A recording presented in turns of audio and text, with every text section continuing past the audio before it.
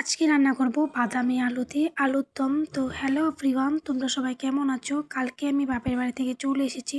তো চলে আসলাম, আর বাড়িতে কাজ তো করতেই লাগবে। তখন সেম বাদামের মতোই আলুগুলো, তারপর এখানে ছোট প্রেশার কুকার আমি বাদাম আলুগুলো সেগুলো আমি সিদ্ধ বসিয়ে দিয়েছি, তারপরে কেটে দিলাম। আর পাপা আমার উঠে পড়েছে, তারপর ওকে বসিয়ে আমি এখন রান্না করছি। আর দেখো এখানে আমার রান্না কমপ্লিট। আর দেখো কতটা সুন্দর হয়েছিল দেখতে, আর খেতেও অসাধারণ হয়েছিল। তারপর পাশের বাড়িতে শিব পুজো ছিল, সেখানে গিয়েছিলাম, প্রসাদ খাইনি, তবে নিয়ে চলে এসেছি, কারণ আমি পাপাকে নিয়ে খেতে পারবো না, ও ভীষণ দুষ্টুমি করে।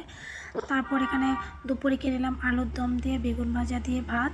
তারপর খেয়ে কাকুদের বাড়ি থেকে কুল নিয়ে এসেছিলাম আমি, তো সেটা নেড়ে দিলাম। তারপর পাপাকে ঘুম পাড়িয়ে, আর দেখো কত জামা কাপড় ধুয়েছি, আরও তো আছে, সেগুলো শুকায়নি, আমি নতুন করে লেড়ে দিয়েছি। তারপর এখানে কাপড় জামাগুলো ভাঁজ করে নিলাম। আর মনটা খুব খারাপ, কারণ আমি কালকে চলে এসেছি বাড়ি থেকে। তারপর দেখো সব জামা কাপড়গুলো আমার গুছিয়ে নিচ্ছি, নাহলে কোনটা কোথায় রাখবো সেটাই বুঝতে